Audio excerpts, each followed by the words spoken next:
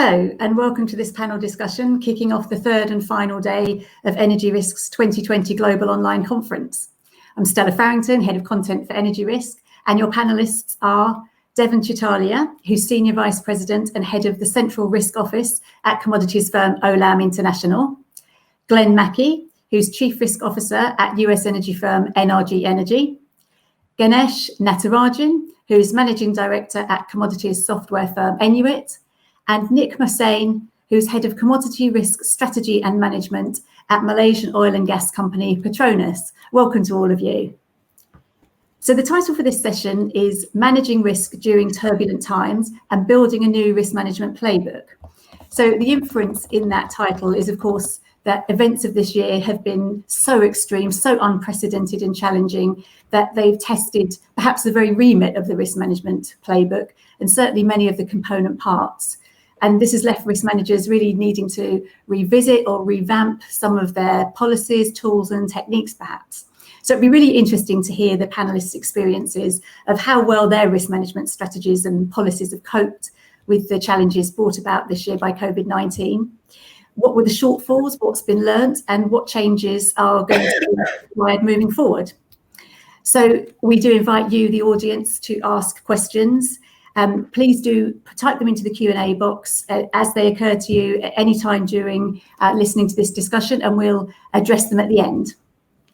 So I want to put the first question, if I can, please, to Nik Mohsain. Nik, please could you walk us through your experience at Petronas this year? How easy has it been for you to apply your existing framework and guidelines to the events of this year? And what's presented the biggest challenges? Okay, thank you, Stella, for the question. And thank you to Energy Risk Global for inviting me and Petronas to say a few words in the forum today. So I guess for our organization as an oil and gas company, the events this year have been unprecedented and most interesting. And the biggest challenges for us must be the double whammy of low oil prices and coupled with widespread decrease in demand globally for an extended period of time. So think about it, in living memory, at least in my living memory, we've never encountered such situation or struggle happening at the same time. We've seen low oil prices before, for example, when the shale producers started fracking prolifically 5 years ago.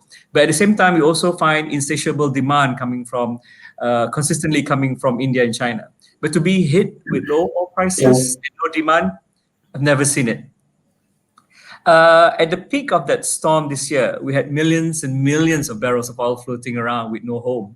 Tankage quickly becoming unavailable, so much so that prices also briefly went into negative territory for WTI for the first time. Imagine that, someone or a person is getting paid money to actually load oil and use it. But fortunately for our organization, we have existing frameworks and guidelines that forms a playbook for managing commodity price risk volatility, which in turn becomes the backbone of our business resiliency model. Actually, for example, we do not participate in taking unnecessary risks of commodity price volatility. We mostly ensure and come from the angle that we need to manage that risk up to an acceptable level. So according to our risk appetite for such exposure. But one might say also that these are interesting volatile times where you can actually make a lot of money, betting in the right direction of the market, given that. But we chose to manage it to our level of comfort. And we stayed true to that philosophy. Actually, the challenge that caught us off guard a little bit was the dwindling demand, as well as the ability to pay from our customers. Actually, this is something that we can only manage to a certain extent from a credit perspective, but largely we needed to make some adjustments here and there to help ease the situation and see the problem from the customer's lens. And only then we actually fully appreciate the real situation and try to put ourselves in their shoes so that we can help them. And in turn, they can actually be helping us to continuously ask for supply. And we began to document some of these experiences and learn from our marketers and traders on how they propose to go about this issue that do not also compromise the organization in any way. So hopefully in the future, these practices are institutionalized to ensure that our readiness to respond. So on all, Stella, there are parts of the framework and guidelines or playbook that are sufficient to weather events or challenges faced this year, but there are also parts where we are learning and actually taking notes from the experience as well. So hopefully, in some way, that's answered your curiosity. Yes, interesting. Thank you. It sounds like what's been really vital is having a good documented understanding of what your risk appetite is. That's right. You can kind of always go back to no matter what's happening. So Deven, could I bring you in here, please, to answer that question as well? What have been the major challenges that you know? I think thanks Stella, and thanks Energy Risk for this good discussion. Hosting for this good discussion. So I think as Nik also alluded, the event that we had earlier this year can very well be considered as a black swan or a Six Sigma event, which normally in risk parlance one can say that it's a once in a decade kind of event that can hit businesses. So for Olam, just to give a bit of perspective, Olam operates into quite a lot of geographies, around 65 countries. We have our operations, and we also operate across many agri-product platforms. So around 12 to 13 platforms we operate. So naturally, the risk intensity was definitely higher because of this event. But fortunately, the real impact or the dollar impact on ground was moderate and within our appetite for a few reasons, mainly because the product platform that we operate, many of them we are number one, number two, number three kind of leading position in the market. So that gives us a better edge over other competition. Plus, surprisingly, although the event was such that the entire international travel for all the business community was stopped, but still the logistical movement was not completely stopped. There were a few incidences where for some period in temporary it was stopped in few countries, but by and large the movement were happening. Slowdowns were there, so that actually allowed the international movement to happen and the business to continue. The biggest issue that we faced was because of lack of demand, I would say, due to this situation in a few products which are considered not necessity but industrial products such as cotton or things like that, or wood products where your demand would be immediately impacted if there is any global event of this nature. So I think another challenge that we had was the businesses where we had local distribution businesses where there was definitely issue of the local movement, and because of the lockdown and government policies, and even the employees not coming, due to this pandemic related, scare. So I think overall, the trading business is not that affected, but yes, strategic business like upstream and midstream might have some issues. But the initial part of the pandemic was where we were more worried. But I think currently, as we speak, it is more or less business as usual, where we do have certain pockets where we need to keep a closed eye on. But otherwise, I think overall, we are able to sail through thanks to a lot of effort company-wide by all the businesses and functions coming together and rising up to the challenge. Stella?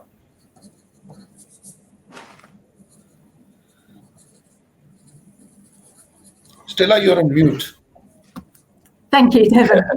So perhaps we could go into more detail a bit later on about what some of those logistical challenges are, because I know you had some fascinating sort of logistical challenges due to the nature of your company. So could we move now to Glen, please? And could you talk us through, what NRG's experience has been this year, and where, were there revisions that you saw needed to be made to the risk management playbook? Okay, first and foremost, good day, everyone. With respect to the risk framework for NRG, you've got a situation where you've got a combination of both the market commodity fluctuations as well as the COVID impact and health and safety issues, et cetera, for both customers and staff. The framework for us, being a fairly dynamic market in in U.S. power has been relatively same. The backbone itself and spine of the framework is really constant. What we found, though, is that there's greater emphasis on certain risk factors that historically have been muted to some extent. So if you use, for example, the sensitivity to electricity load forecasting, and the frequency of that forecasting changed very considerably. We had new stress test inputs. For example, typically bad debt was something that was relatively static in the industry. However, given the change in both customer employment levels, job performance, gross margins for various commercial and industrial and small business customers, that profile changed significantly. So we had to and continue to assess that piece of it as well. We also had to tweak some of the model parameters, specifically around cash flow timing, for example, and increase the monitoring frequency of certain risk factors that were ultimately something that we were highly sensitive to during the COVID and the impact associated with it. Thank you. So Ganesh, could I bring you in here? It's fascinating hearing three different perspectives across the commodities complex. Of course, you deal with risk managers throughout the commodities area. Is what you're hearing resonating? What sort of common trends are you hearing your customers asking? Sure. Thank you, Stella. And I would like to thank, first of all, Energy Risk and my fellow panelists for a very engaging discussion. And then I think I resonate with most of the thoughts shared by Deven, Nik, and Glen, right? Three things which is standing out. We as Enuit work with a wide variety of customers across multiple asset classes: oil, LNG, gas, power, softs and ags, metals, concentrates. We kind of cover a wide range of commodity trading companies and commodity producers.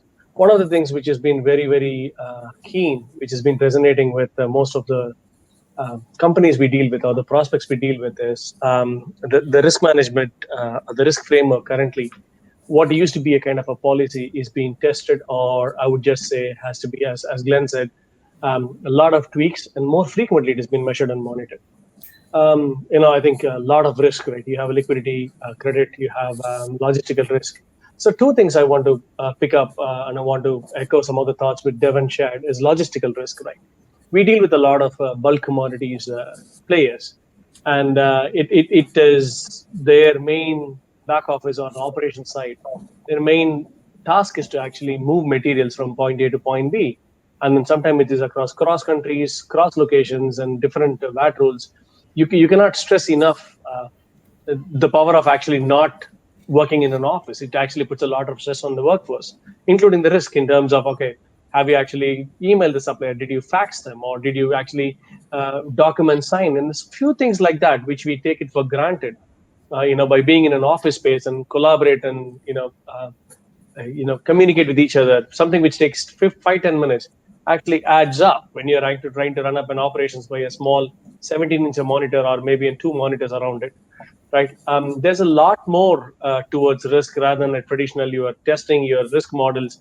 And, there is a lot more of softer risk, which you have to bring it up to this, which has been kind of coming up to light as an organization when people are talking about it. What we see as a trend from an Enuit standpoint is usage of data, right? Any data you have to use, to predict, to evaluate, how do you manage your risk efficiently, more frequently actually drives the way most of the organizations are looking at it, right?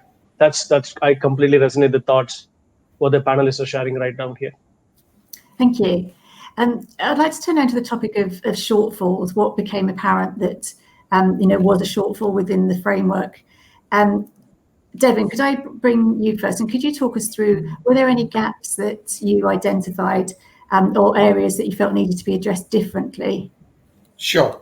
So basically, overall, I would say that Olam is having a robust risk measurement and risk monitoring and reporting, culture plus environment, both technologically and even the thought process wise. But what I would say that one thing which came to highlight is that how we are managing or how we are monitoring our tail end risk is something which starkly kind of came out during this crisis, that certain areas where you think that this would not happen in my lifetime has happened. So how you are able to kind of model that part, or how we are able to kind of say that if at all it has to happen, what kind of impact it can really generate on the bottom line and the top line. So having better measurement and dynamic stress testing, scenario analysis is something very important, and that is where we are geared up now. And of course, it is not something which we are not doing, but I think we have to do more, and we'll do more. Another important thing is that the real-time assessment of how the risks are getting transpired on the ground and how we are taking action in time becomes the key. And therefore, the quality of assessment of such risk and the decision making, the speedy decision making is more important rather than who is doing the job and how senior he or she is. So that's another area where organization needs to be very nimble, flexible, to understand and avoid bureaucracy wherever possible. You need to empower people. You can put more accountability, but you need to give more authority also. So I think that is another point I would like to kind of highlight, that's very important. Olam has done it very good job in this area, I would say. And we have given a lot of empowerment on our teams on ground on decision making and and just reporting for post facto to the central teams. And I think so. At the end of the day, I would say that the people on ground who are going to manage your exposures are the key. And if they are geared up for such challenges, that is going to make a difference to manage such situations, Stella. Yeah, interesting. Okay, thank you. So it's about perhaps questioning some of the inbuilt hierarchies, perhaps that may have been there before.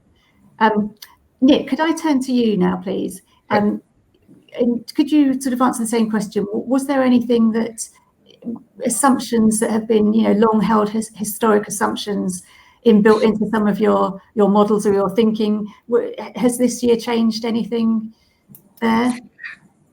Actually, we thought that being an physically integrated or physically vertically integrated was actually an adequate natural hedge for what's happened to COVID. But well, Stella, I wouldn't say that it's completely changed that assumption, but perhaps it's more of a much more robust real-life testing. To what extent a physical integration business like ours can weather a storm like COVID. I'd be lying to say that it's completely adequate, but have you seen the other guy who was not integrated? But up to a certain extent, it helped our business resiliency model. But there are other things that we actually need to look at that actually could help us weather this storm better if it did come again in the future. But perhaps to illustrate a little bit, we're now not just looking to improve the integration nature of our business, but also from the angle of portfolio mix that we have itself within our business. On the first part, what I meant is that how far out is our integration reach to the customers in terms of specialization or specialized products? And to go further, instead of stopping at still highly commoditized product like petroleum products or a commodity largely, we knew that the impact of COVID could actually be less painful if we were producing much more highly specialized products that actually was agnostic to any changes in oil prices. And on the second part about improving the business portfolio mix itself, many oil and gas companies today, you actually find that realize, with whatever happened in COVID today have accelerated the decarbonization and, and everyone is actually trying to find that space and trying to transform themselves as an energy provider instead of an oil and gas company. So, from that angle, Stella, that up to a certain extent, the integration helped us cushion some of this impact from COVID, but we needed to transform ourselves. Yeah, back to you. Yeah, thank you, Nik.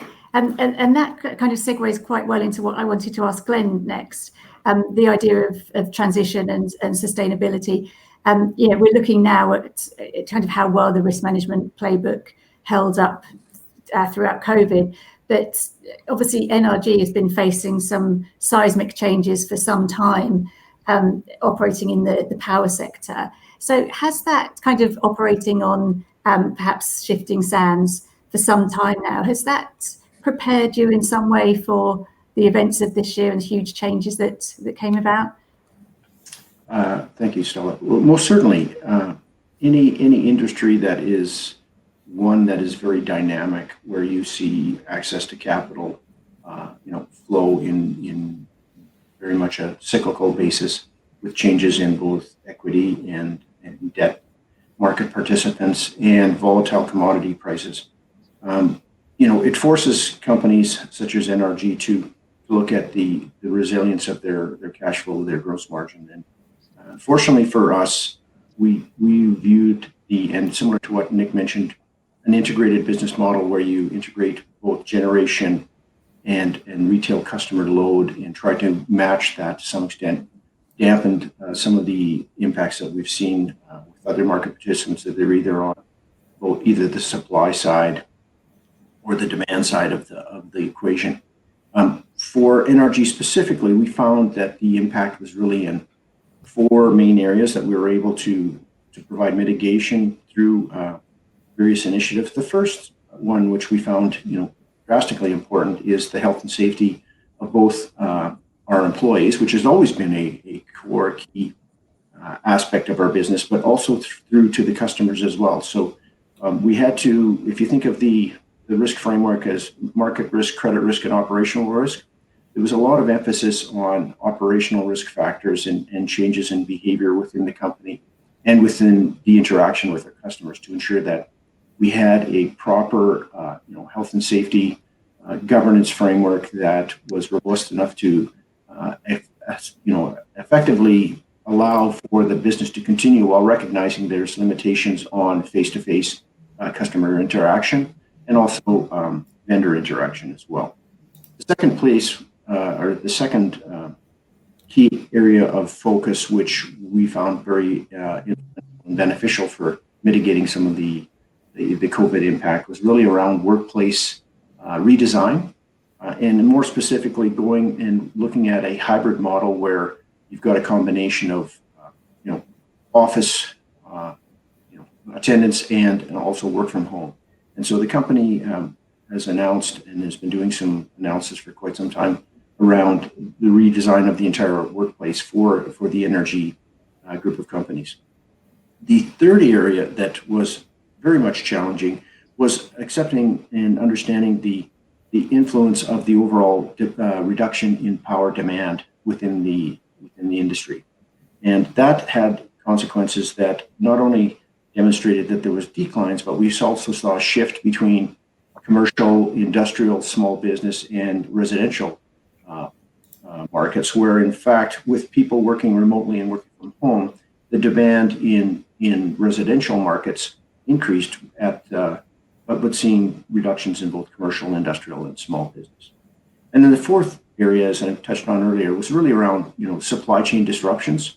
When you have an integrated portfolio that involves everything from natural gas and renewable generation through to retail customers, there's a lot of touch points and with suppliers, and the negotiations, discussions, and ensuring that those supply chain channels were mitigated as far as disruptions was certainly something that we had to adjust our risk framework for. Thank you, Glen. That was a really insightful glance into your business and your thinking process around that. Thank you. And I wonder if I could bring Ganesh in now to kind of comment on some of the issues that the other 3 panelists have been talking about. At what stage do you see, because you've been talking about the thinking, the thought process, the bigger picture issues that they've had to deal with. What do you see when people come to you and it's the actual day-to-day processes that need to be put in place to enable some of this stuff to work? What are you seeing there? Right. I think, Glen and Deven and Nik picked up some of the few things, right? So Nik talked about, hey, we being completely vertically integrated all the way through is able to absorb some padding of the risk, right? So what we are seeing for some mid-sized organization or someone we deal with a lot, some of them larger, like the more and more focus of risk framework or a risk management is no more an inward framework, right? Okay, how am I managing my risk for my portfolio, my books, and my organization? So that still remains same as the core principle. But at the same time, people are actually trying to, even in this unprecedented November, everybody is actually working from home.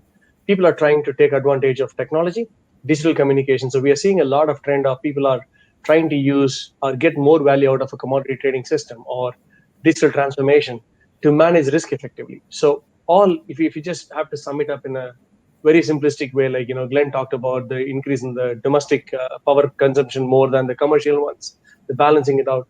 Every organization which we are working with or we are talking to in terms of different conversations is trying to engage their suppliers and their customers, right? Engage, risk manage their credit and liquidity risk. And they are trying to use all the tools they have at their place, all the data at their place to manage this risk effectively. I completely resonate the thoughts of what the panelists are saying.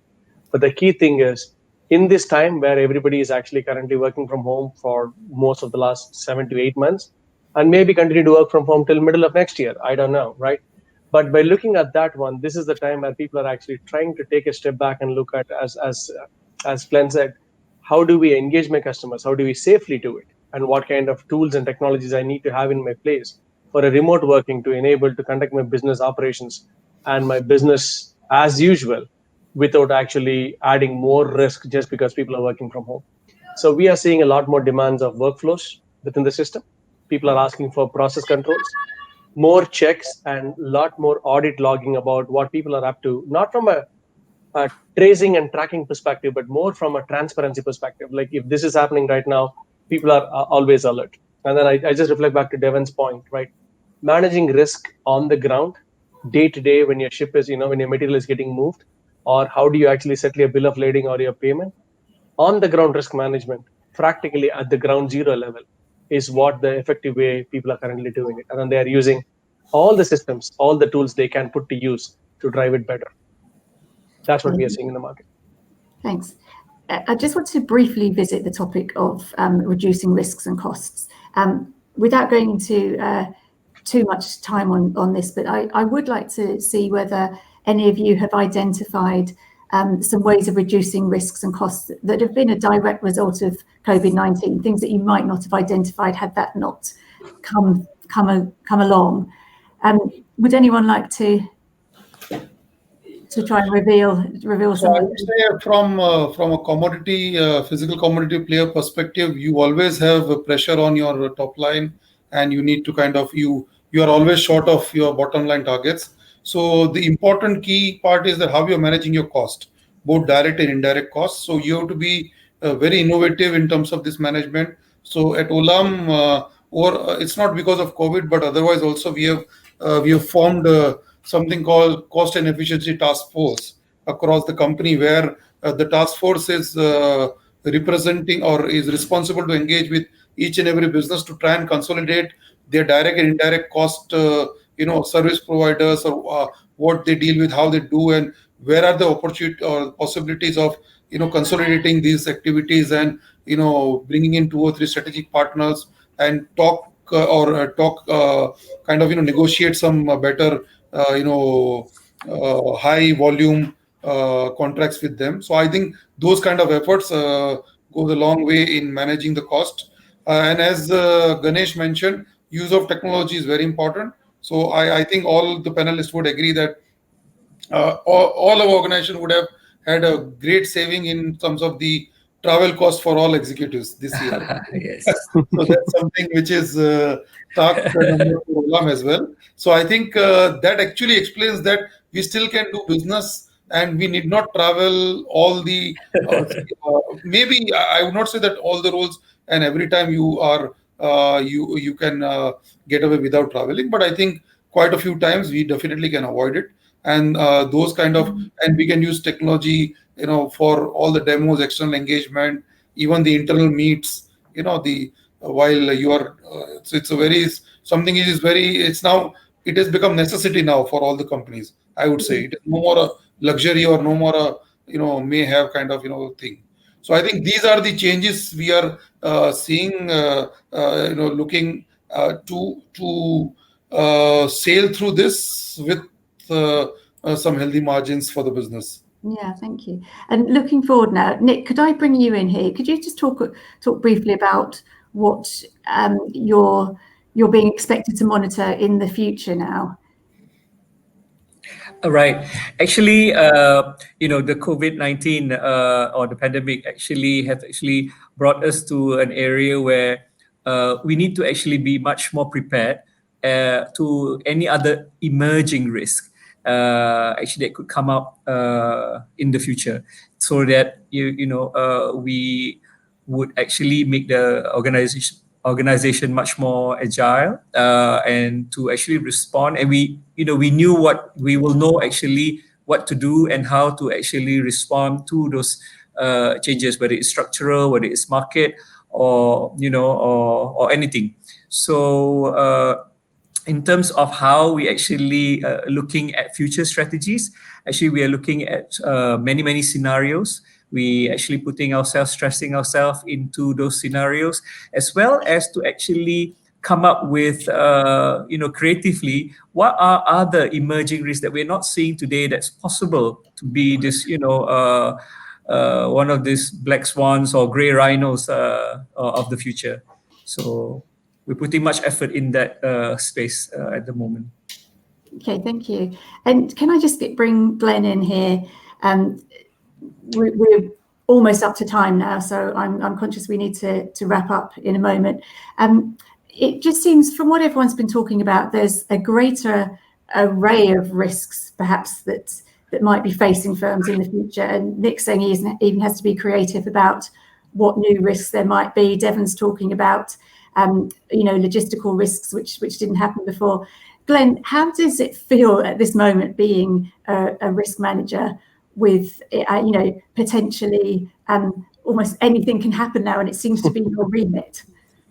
Mm-hmm. Well, I'm revisiting the concept of a black swan, because I think a lot of the swans seem to be black that are flying overhead these days.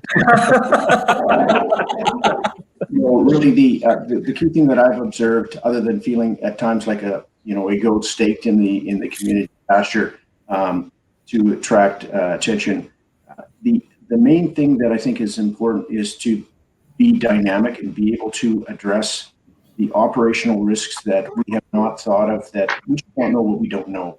And a lot of the risk factors that we're seeing today are unprecedented, but we're learning from that as well, and recognizing that the way that the business has been conducted for the past couple of decades, even though extremely volatile from a commodity perspective, even though it's been fairly dynamic as far as access to capital and the overall business model structure, is that there's a lot of resilience within the infrastructure that we have today, and there's a lot of resilience within the people and the organizations that we do business with, both customers, suppliers, etc., across the chain, if you will. So the main thing is to look for opportunities within sort of these dark times. At any moment, you never know what's going to be good or bad. So from our perspective and from my personal perspective, it's one where you just look to improve, and it's a continuous improvement process, and more emphasis on the operational risks, as well as making sure that the backbone, the credit risk, the market risk, and the other components that traditionally have been the core of the function remain intact. Thank you. Okay, now we're going to turn to some questions from the audience.